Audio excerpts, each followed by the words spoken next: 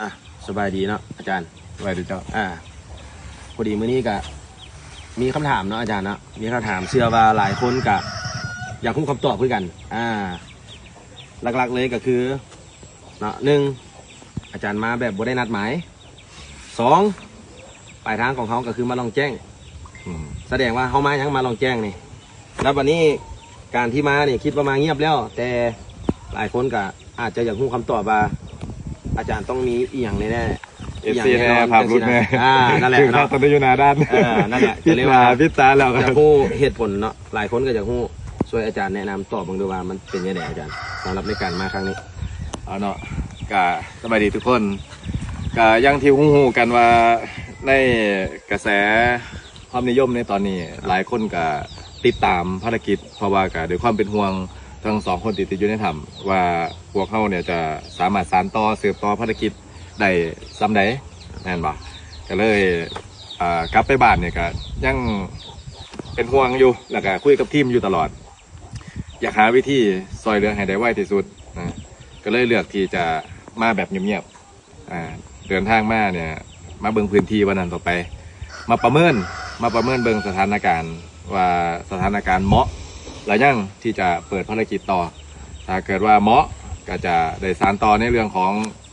เอื่นทีมเข้ามานะฮะแต่ว่าพอมาเบิ่งแล้วนี่ก็ต้องบอกว่าขอจำกัดในการเฮ็ดภารกิจนี่มันยังอยู่ในขอบเขตของความอันตรายอยู่ทั้งมรสุมทั้งน้ำที่มาเติมหลายกว่าเก่าพร้อมหลายกว่าเก่าเรามาเนี่ยมาตรงจังหวะบุญหลวงไฟนะมาตรงจังหวะบุญหลวงไฟก็ได้ไปพบท่านเจ้าเมืองนํอยู่ในงานบุญหลวงไฟกันปรึกษากันว่าเฮาสิเฮ็ดจังใดนะพอจะมีแนวทางเปิดภารกิจได้บ่แต่มติส่วนร่วมพิจารณาแล้วว่านี่มันยังเสี่ยงหลายเลยล่ะนะครับแล้วก็ไทม์ไลน์นี่ยังบ่ทันควรเปิดภารกิจก็ยังบ่สามารถเฮ็ดหยังได้จังหวะพอดีน้องบุญเอนะครับทีมตุนเดียดเปียกอยู่น้ำกันนี่เพิ่นก็สอบหาพี่ไส้บ่ทันได้พ่ออยู่ร่วมงานกับพวกเขามาแต่ต้นเนาะแล้วเพิ่นก็ส่งข่าวผูกแขนเอิ้นขวัญเพิ่นก็เลยได้มาเยี่ยมยามน้องเขานำถือโอกาสมาเยี่ยมเขานำแล้วก็นอกจากนั้นแล้วก็ได้ไปประเมินหน้างานแล้ว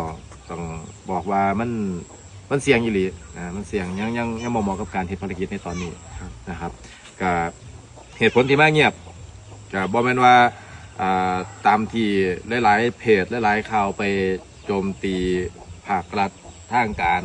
หรือแผนภารกิจลับอีหยังบ่แม่นนะครับแค่เขาบ่อยากให้เป็นข่าวเพราะว่าทุกคนเนี่ยมีความคาดหวังทุกคนมีความคาดหวังว่าพวกเขาจะต้องเฮ็ดภารกิจให้จบแต่เขาแค่มองเรื่องของขีดจำกัดบางอย่างความเป็นหัวหน้าทีมเนี่ยก็แบกรับความหวังแบกรับความกดดันแบกรับอีกอย่างหลายตัวหลายอย่างเขาก็เลยว่าอยากเฮ็ดอย่างที่มันแบบให้มันสำเร็จผลแล้วก็เฮ็ดแบบเงียบๆถ้าได้เฮ็ดนะหมายถึงถ้าได้เฮ็ดมันก็น่าจะเป็นภาพลักษณ์ที่ดีกว่านะครับโดยทั้งนี้ทั้งนั้นเนี่ยเขาก็ยึดหลักความปลอดภัยเป็นหลักประมาณนี้ส่วนใหญ่ก็เป็นห่วงเรื่องสื่อโซเชียลเนาะบางทีเพิ่นเอาไปตีแพร่วงกว้างในวงกว้างนั้นมันอาจจะมี 70-80% ในทางที่บดีก็มีนะครับเป็นห่วงเรื่องนั้นก็เลยอยากให้ทุกคนได้ยินจากปากอาจารย์หรือว่าเสพข่าวที่แท้จริงที่มาที่แท้จริงเนาะเพราะบางสิ่งบางอย่างก็บ่ได้เป็นไปตามในสิ่งที่เห็นนั้นก็มีเนาะเพราะว่าทุกมื้อนี้มัน AI มันไปไกลละอยากให้ทุกคนใส่ AI เจนไปแล้วก็ใส่ความคิดเจ้าของไปประกอบแล้วก็วิเคราะห์ข่าวไปตัวอยากให้ทุกคนเสพข่าวอย่างมีสติเนาะแต่ว่าทั้งนี้ทั้งนั้นกะอินเตอร์กะได้หากับมาหู้อาจารย์มาตอน7 โมงตอนแรงเนาะก็เลยตอนหาอาจารย์แล้วก็ได้นัดกันมานี่ก็คือมามัดแขนมีมามัดแขนเนี่ยมาตรงกับบุญบังไฟเนี่ยเนาะก็เลยตามอาจารย์มานำเลยต่างพาอาจารย์มากะมาถามว่ามาประเมินหน้างานบอกะมีอยู่ส่วนหนึ่งเนาะแต่ก็ยังบ่ได้ลงมือปฏิบัติตามบางข่าวที่เขาลงซื้อไปเนาะก็สิประมาณนั้นเนาะตามที่อาจารย์เล่ามาเลยเนาะครับแล้วก็อย่าว่ายิงเด้อ FC ทั้งหลายครับพยายามที่แบบว่ามาภารกิจเนี่ยคืออย่างเงียบๆได้นึงนะครับแต่ว่ากับภาพมันก็ลุดออกไปว่ามาอยู่หันอยู่นี่แน่นะครับแต่กับบ่เป็นหยังนะครับแค่บ่ทันได้กล้าที่จะสร้างความหวังอันเต็มเปี่ยมให้กับ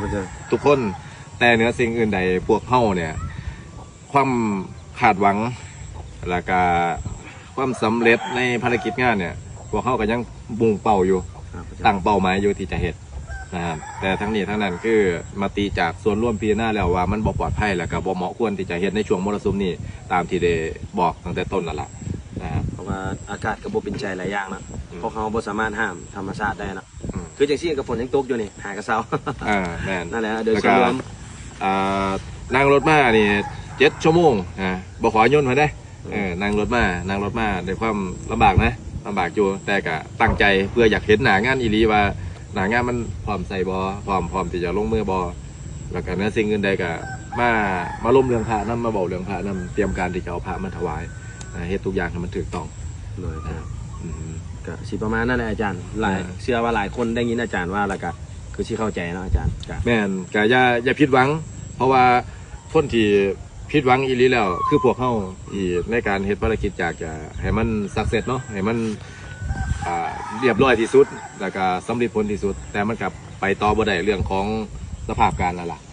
พวกเขาก็มีความในใจหลายคือกันนะครับ เป็นห่วงเมื่อคืนก็ได้ไปคุยกับพ่อกับแม่ของ แม่น ครอบครัวของมันอีกผู้หนึ่งนํก็ได้บอกเรื่องเหตุและผลบ่ได้ปะบ่ได้ทิมเป็นว่ามีจังหวะเวลาเฮากับฝ่าวมาซองเบิ่งคันแม่นว่าอีกจักหามื้อ7 มื้อคันแม่นฝนมันนิ่งอีกเป็นได้เฮาก็สิเข้ามาซองมันอีก จนกว่าจะสามารถดำเนินการได้โดยความยินยอมจากพื้นที่นํนะครับก็ต้องเบิ่งจากหมอหันเพราะว่าเพิ่นก็ต้องพิจารณาตามความปลอดภัยความเหมาะสม แม่น ของภารกิจเนาะ แม่น อืม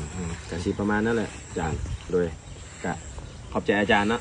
เลย สบายดี สบายดี อ่ะ ไป โอ้ ดิ หมอกขึ้นบักหลายเลยเดี๋ยวหมอกฝน